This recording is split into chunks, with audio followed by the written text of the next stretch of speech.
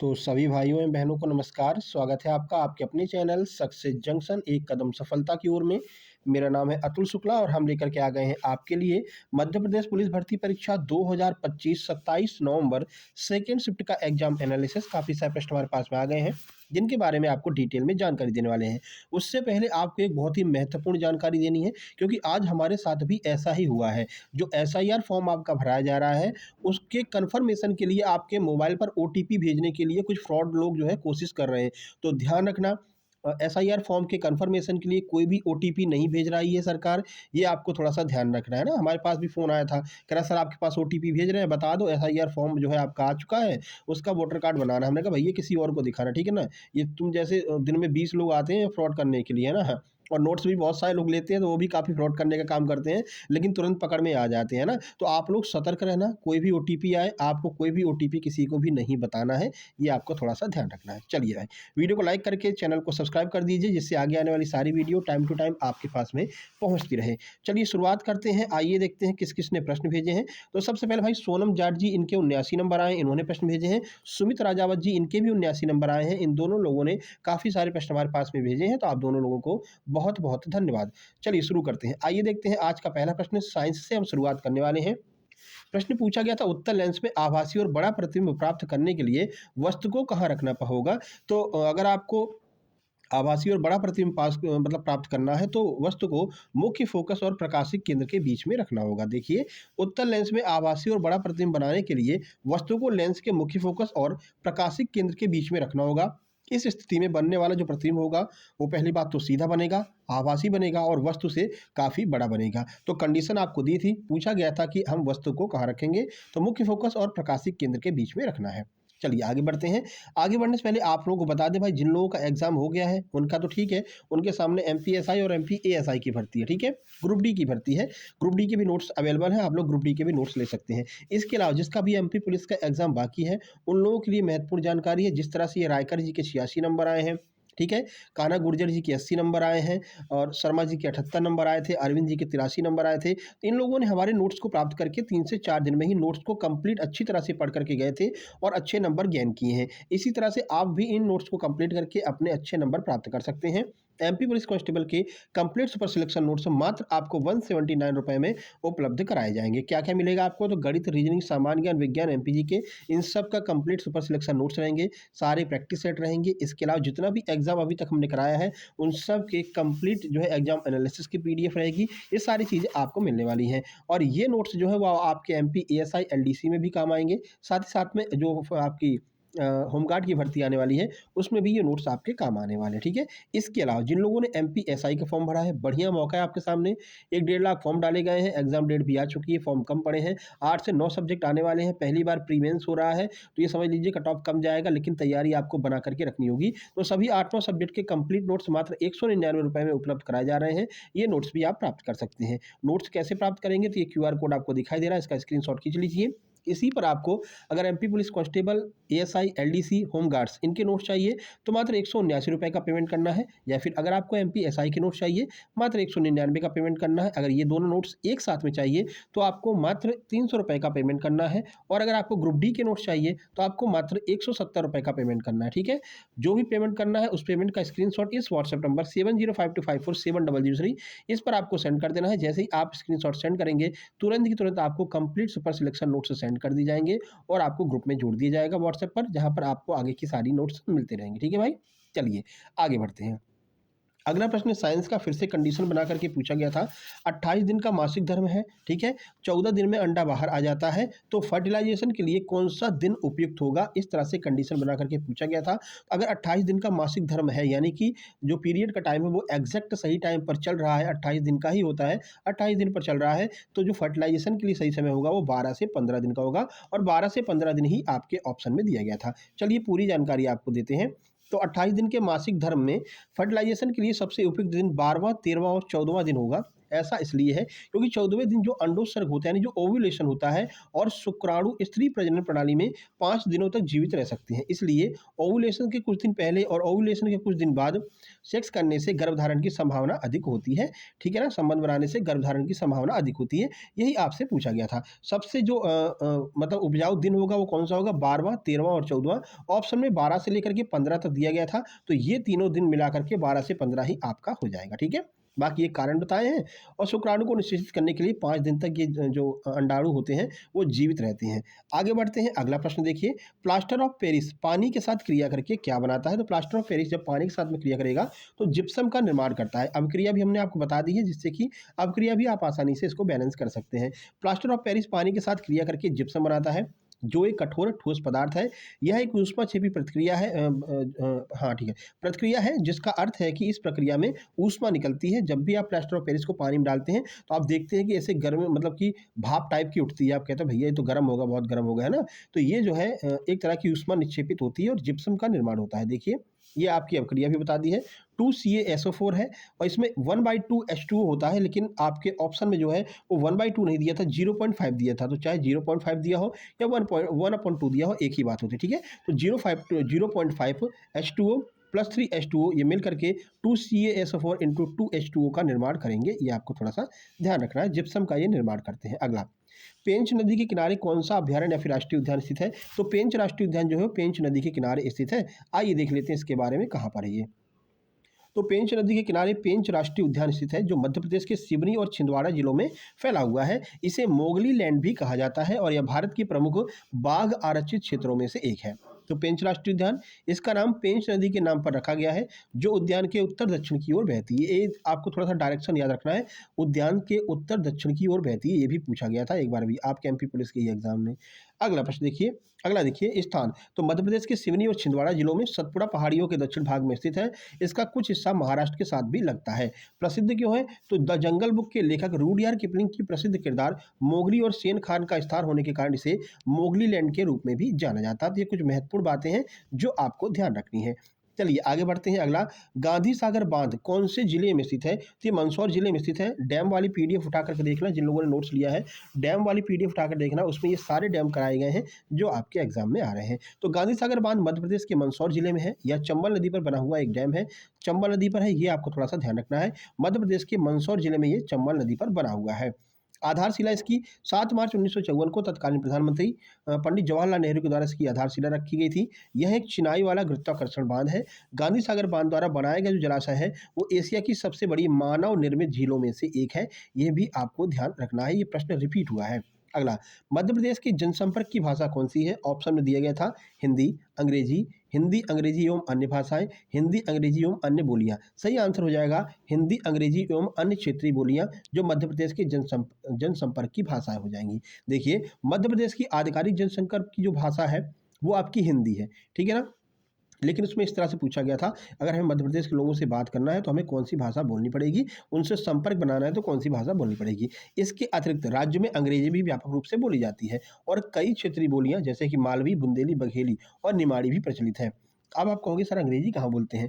तो भैया अंग्रेजी भी बहुत सारे लोग बोलते हैं। एक बार हम ग्वालियर के किले पे गए थे भाई साहब, ठीक है ना? तो वहाँ पर एक 12 या 13 साल का लड़का होगा, क्या मस्त फर्राटेदार इंग्लिश बोल रहा था और मतलब टूरिस्ट का काम कर रहा था वो अंग्रेजों के लिए, ठीक है ना? तो अंग्रेज भी खुश हो रहे थे। बताओ 15 साल का लड़का होगा, मिनिमम 15 साल का ही होगा जहाँ तक मुझे अंदाज़ा है, और बढ़िया अंग्रेजी बोल रहा था ये भाई। ठीक है, हिंदी। चलिए, हिंदी यह राज्य की आधिकारिक भाषा है और व्यापक रूप से बोली जाती है। अंग्रेजी या दूसरी भाषा के रूप में स्कूलों में पढ़ाए जाने के कारण व्यापक रूप से उपयोग में है। अन्य बोलियाँ कौन सी हैं? तो देखो, मराठी, बुंदेली, बघेली, निमाड़ी जैसी अन्य बोलियाँ भी हैं। इसके अलावा मराठी, उर्दू जैसी अन्य भाषाओं के बोलने वाले लोग भी बड़ी संख्या में मध्य प्रदेश में रहते हैं। चलिए आगे बढ़ते हैं। अगला देखिए, गांधी सागर बांध का उद्घाटन कब किया गया था? गांधी सागर से 2 प्रश्न आज पूछे गए हैं। उद्घाटन की बात करते हैं या फिर शुरुआत की बात करते हैं कि कब इसको चालू किया गया था काम के लिए? तो ये 19 नवंबर 1960 को इसकी जो है शुरुआत किया गया था। चलिए देखिए, तो गांधी सागर का उद्घाटन 19 नवंबर 1960 को तत्कालीन प्रधानमंत्री जवाहरलाल नेहरू ने किया था। इन्होंने ही आधारशिला रखी थी, इन्होंने ही इसका उद्घाटन किया था। इस बांध का निर्माण 1954 में शुरू हुआ था और चंबल नदी पर बना है। देखो, पहले बांध बनाना ना बहुत बड़ी बात हुआ करती थी, है ना? कहीं पर भी अगर एक डैम बन रहा है तो देखो भारत के प्रधानमंत्री तक वहाँ उसका जो है शिलान्यास करने भी आ रहे हैं, उसका उद्घाटन करने भी आ रहे हैं। ठीक है ना। अब तो छोटी मोटी बात हो गई, बांध बनने के लिए थोड़ी प्रधानमंत्री आएंगे, लेकिन पहले ही जो है ये बांधों को जो है भारत का मंदिर कहा था पंडित जवाहरलाल नेहरू। ठीक है, तो उद्घाटन तिथि हो जाएगी आपकी 19 नवंबर 1960। उद्घाटनकर्ता प्रधानमंत्री जो है जवाहरलाल नेहरू जी हो जाएंगे। नदी कौन सी है? चंबल नदी है। 1954 में शुरू होकर के 1960 में ये पूरा हुआ था। अगला, कुमार गंधर्व समारोह का आयोजन कौन कराता है? तो अलाउद्दीन खान संगीत अकेडमी के द्वारा इसका आयोजन कराया जाता है। तो कुमार गंधर्व समारोह का आयोजन मुख्य रूप से उस्ताद अलाउद्दीन खान संगीत अकेडमी, संस्कृत विभाग मध्य प्रदेश और जिला प्रशासन देवास के द्वारा कराया जाता है। मुख्य रूप से अलाउद्दीन खान संगीत अकेडमी करवाती है, जो आपके ऑप्शन में भी दिया गया था। यह समारोह देवास में आयोजित होता है, जो कुमार गंधर्व का जन्म स्थान है। अगला, संपत्ति के अधिकार को किस संविधान संशोधन के द्वारा प्रतिस्थापित कर दिया गया? इसको देखो कितनी अच्छे से हमने आपको समझाया था। अभी ये 2 बार आपके एग्जाम में आ चुका है, ये तीसरी बार रिपीट हुआ है ना। और देखो, तो 44वें संविधान संशोधन 1978 के द्वारा इसको प्रतिस्थापित किया गया है। हमने आपको समझाया भी था कि 1978 और 1976 में बहुत कन्फ्यूजन रहता है। तो 44वां जो संविधान संशोधन है ये 1978 में हुआ था। 4 + 4 को ऐड करेंगे तो 8 आ जाएगा। तो इसकी जो डेट है उसके लास्ट में आपको 8 मिलेगा। वहीं अगर 42वें संविधान संशोधन की बात करते हैं, जो कि आपका 1976 में हुआ था, ये है 42, 4 और 2 को जोड़ेंगे तो 6 आ जाएगा। तो इसकी डेट के लास्ट में 6 आपको मिलेगा। इस तरह से आप इस कन्फ्यूजन को दूर कर सकते हैं। तो ये भी आपको समझाया था। आज 44वां संविधान संशोधन पूछ लिया गया है। तो संपत्ति के अधिकार को 44वें संविधान संशोधन 1978 के द्वारा प्रतिस्थापित किया गया था। इस संशोधन ने संपत्ति के अधिकार को मौलिक अधिकारों की सूची से हटा दिया और इसे संविधान के भाग 9 में अनुच्छेद 301 के तहत एक कानूनी अधिकार बना दिया। अब क्या किया, इसको एक कानूनी अधिकार बना दिया है। इसके बारे में समझाया भी था। जब ये मतलब मौलिक अधिकार हुआ करता था, तो मान लीजिए अगर हमको हाईवे बनाना है, तो भाई हाईवे के बीच में अगर किसी का मकान आ रहा है, इसको तोड़ा नहीं जा सकता था। आप जानते हैं, हाईवे हो, रेलवे लाइन हो, कोशिश की जाती है कि एकदम सीधी ही बनाई जाए, है ना। तो ऐसे में ये बहुत समस्या आ रही थी। तो फिर यहाँ पर 44वां संविधान संशोधन किया गया और बोला गया भैया ये जो है ना आपका एक कानूनी अधिकार है, आपसे कोई छीन नहीं सकता है, लेकिन आपको सरकार को देना पड़ेगा और सरकार आपको उसका जो उस समय जो मुआवजा दिया जाता है, उसका 2 से 3 गुना मुआवजा आपको देगी, है ना। जैसे किसी आप तो बड़े खुश होते हैं, किसी का खेत अगर हाईवे में आ गया, भैया उसकी चांदी है। क्यों? क्योंकि जो वहाँ का रेट होता है, उससे 3 से 4 गुना रेट उन लोगों को मिलता है। नोएडा वाले जो लोग हैं ना, इसी तरह अमीर हो गए हैं, ठीक है ना, हाईवे की वजह से। ठीक है, अगला, मौलिक अधिकारों से कानूनी अधिकार। संपत्ति का अधिकार अब एक मौलिक अधिकार नहीं है, बल्कि अब यह एक कानूनी अधिकार है। कानूनी अधिकार इसलिए बनाया कि कोई आपसे छीन ना सके, तो यह आपका कानूनी अधिकार हो जाएगा। कारण क्या था? इस संशोधन का उद्देश्य भूमि सुधार को सुविधाजनक बनाना और सार्वजनिक परियोजनाओं के लिए निजी संपत्ति के अधिकार को आसान बनाना था, जिससे भारत का विकास हो सके। अगला, अगला पूछा था, आपका हिस्ट्री से पूछा गया है, पारसी नवरोज त्योहार किस मुगल सम्राट ने शुरू किया था? ऑप्शन में अकबर, शाहजहां, जहांगीर, औरंगजेब था। सही आंसर अकबर हो जाएगा। क्यों? आइए देखते हैं। मुगल सम्राट अकबर ने पारसी नवरोज त्योहार की शुरुआत की थी। यह पारसी संस्कृति के बड़े प्रशंसक थे और उनके शासनकाल के दौरान यह उत्सव बड़े पैमाने पर मनाया जाता था। अकबर की बात करें, नवरोज त्योहार को बड़े पैमाने पर मनाने के लिए मुगल काल में शुरू किया। वह फारसी संस्कृति के बहुत बड़े प्रशंसक थे। अन्य शासकों की बात कर लेते हैं। तो सबसे पहले बलबन ने इसकी शुरुआत की थी। बलबन की बात करें तो उन्होंने भारत में नवरोज की शुरुआत की थी, लेकिन वह मुगल सम्राट नहीं थे। तो ध्यान रखना है, भारत में नवरोज की शुरुआत किसने की थी? तो बलबन ने की थी। मुगल सम्राट की बात करें तो अकबर हो जाएंगे। औरंगजेब ने इसको बंद कर दिया था। औरंगजेब की बात करते तो उन्होंने बाद में अपने शासनकाल के दौरान नवरोज उत्सव को समाप्त कर दिया था। ये भी आपको ध्यान रखना है। अगला, हिमालय पर्वत की ऊंचाई लगातार किस वजह से बढ़ रही है? ऑप्शन में था जो प्लेटें हैं भारत और यूरेशियन प्लेट की वजह से बढ़ रही है। तो यही आपका सही आंसर हो जाएगा। भारतीय प्लेट और यूरेशियन प्लेट के टकराव की वजह से हिमालय की ऊंचाई लगातार बढ़ रही है। देखिए, तो हिमालय पर्वत की ऊंचाई भारतीय प्लेट और यूरेशियन प्लेट के टकराव के कारण लगातार बढ़ रही है। यह प्रक्रिया लाखों वर्षों से जारी है, जहां भारतीय प्लेट लगातार यूरेशियन प्लेट को धक्का दे रही है, जिससे चट्टानों के बीच वलन और उभार के कारण पर्वत श्रृंखला ऊपर उठती है।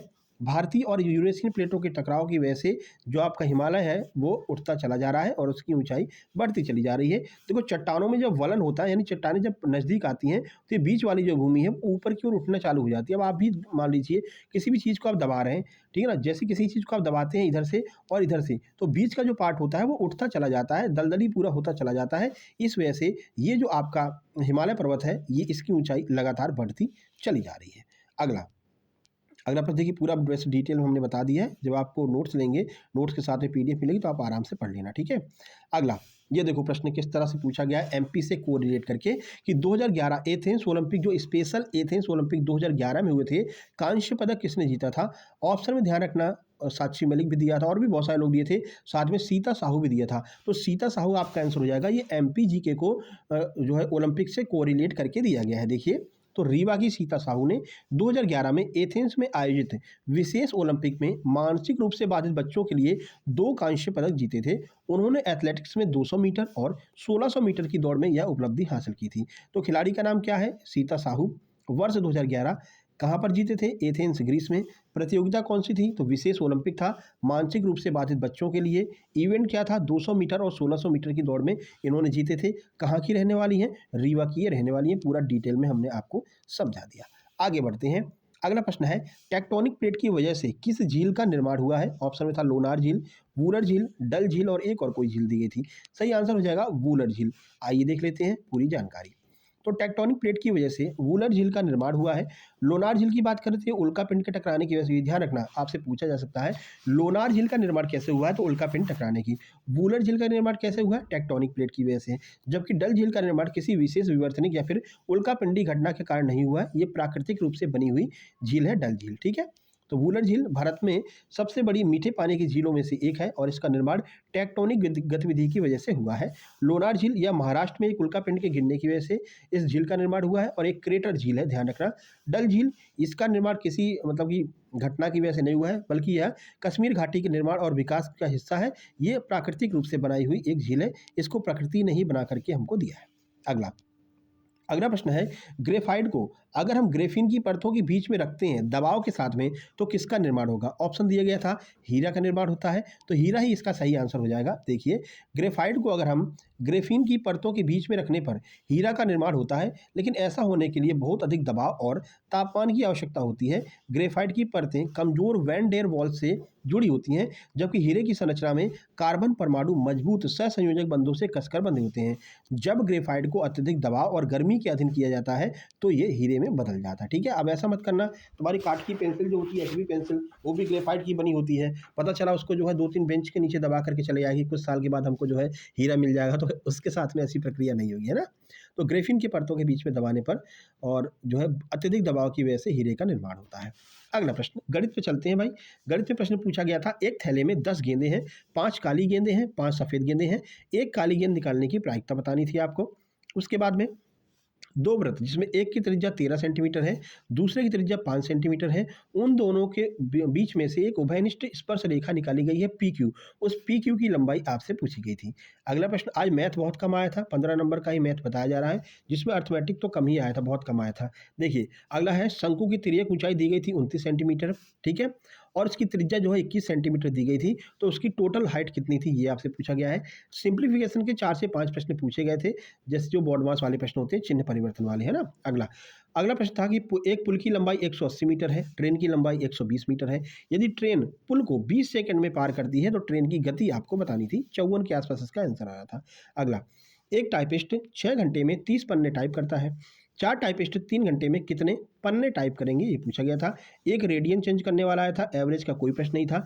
समचतुर्भुज का एक विकर्ण 50 है, दूसरा विकर्ण 40 है, तो समचतुर्भुज का क्षेत्रफल आपसे पूछा गया था। अगला, सिंप्लीफिकेशन के बताई दिए 3 प्रश्न आए थे। CISI का एक प्रश्न पूछा गया था, बॉड मास का एक प्रश्न, और ट्रेन के जो है एक प्रश्न आपका ट्रेन का पूछा गया, जो हमने आपको ऊपर बता दिया है।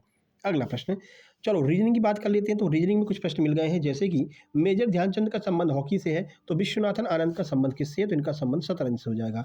कपिल देव अगर हरियाणा के रहने वाले हैं, MC मैरी कॉम कहाँ की रहने वाली हैं, तो ये मणिपुर की हो जाएंगी। अगला, 1 3 5 7, इसके आगे कौन सा अंक आएगा, तो ये आप देख रहे हैं विषम अंक दिए गए हैं, तो 1 3 5 7, इसके आगे 9 आ जाएगा।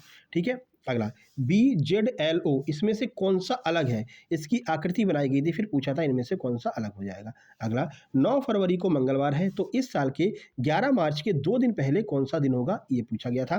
बाकी सिलोनिज्म के 2 प्रश्न पूछे गए थे, कुछ कुत्ते बिल्ली वाले। ब्लड रिलेशन के 4 से 5 प्रश्न इस शिफ्ट में ज़्यादा आए हैं। ठीक है, एड्रेस के भी 2 प्रश्न हैं। चाइनीज कोडिंग का भी एक प्रश्न पूछा गया था। चाइनीज कोडिंग ऑलरेडी करा रखी है हमने, आप लोग सर्च करना Chinese coding by success junction, तो मिल जाएगा आपको। बाकी इस तरह का एक प्रश्न था, Z8 X 64 Y 512, तो अगला क्या होगा, ऑप्शन देख करके पता चलेगा। मानसिक अभिरुचि के 3 से 4 प्रश्न पूछे गए थे। कथन निष्कर्ष के भी 5 से 6 प्रश्न पूछे जा रहे हैं। ये दोनों मिला करके लगभग 10 नंबर का आ रहा है। बाकी 2 प्रश्न सिटिंग अरेंजमेंट के, जो डायरेक्शन मतलब चेंज कर देते हैं, इसको यहाँ पर बिठाया, इसको यहाँ पर बिठाया, बाद में इसका जो है स्थान चेंज कर देते हैं, वो वाले प्रश्न। एक डायरेक्शन का, एक रैंकिंग का प्रश्न आज पूछा गया है। बात करते हैं तो प्रश्नों की बात करें तो मैथ मात्र 15 नंबर का आया हुआ है। अब इसमें कोई कमेंट मत करने लगना, भैया 15 से 16 नंबर का ही आ रहा है, तो मानो और चाहे मत मानो तुम्हारे ऊपर है, ठीक है ना? बाकी बहुत सारे लोग कमेंट करने आ जाते हैं, फर्जी कमेंट, उनका मेरे ऊपर कोई फ़र्क पड़ता नहीं है मेरे भाई, ठीक है? रीज़निंग का 35 के नंबर के आस-पास रीज़निंग आ रही है, कुल मिलाकर के 50 से 52 नंबर का इस शिफ्ट में पूछा गया है। ये एग्ज़ैक्ट राइट बात है, मैथ कम कर दिया गया है। कुछ कमेंट कर रहे थे 70 नंबर का मैथ रीज़निंग आया था, भाई वो आपको बहला रहे हैं, उनके चक्कर में मत पड़ना, ठीक है? अगला साइंस के 14 प्रश्न, बाकी आपके जीके जीएस करंट अफेयर। 2 से 3 प्रश्न हर शिफ्ट में गलत आ रहे हैं, क्यों गलत आ रहे हैं वो आप जानते हैं, ठीक है? पैसे कमाने की ट्रिक है। बाकी स्कोर 69, 72, 77, 81 और 80 तक स्कोर भी आज देखने को मिले हैं। व्हाट्सएप नंबर 7052547033, इस पर मैसेज करके आपको अपने नोट्स प्राप्त कर लेने हैं। Telegram channel success junction live के नाम से है, लिंक डिस्क्रिप्शन बॉक्स में दी गई है, लिंक के थ्रू भी जा सकते हैं, नहीं तो आप टेलीग्राम पर फॉलो करके जो है इसको फॉलो कर सकते हैं। मिलते हैं नेक्स्ट वीडियो में, तब तक के लिए नमस्कार, धन्यवाद।